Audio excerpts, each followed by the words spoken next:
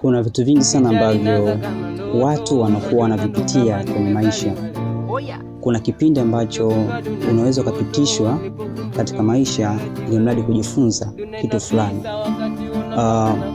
Mfano, unaweza kuwa unapitia changamoto kubwa sana kwenye maisha yako na ukaona ya kwamba hizi changamoto zimezidi sasa, na kuna ule moyo unafikia kwamba unakata tamaa, unasema kwamba hapana, kwa hizi changamoto ambazo unapitia sasa hivi zimezidi. Kuna msemo unasemaga kwamba ukiona magumu yanazidi sana kwa upande wako, basi ujue njia ya mafanikio ipo karibu.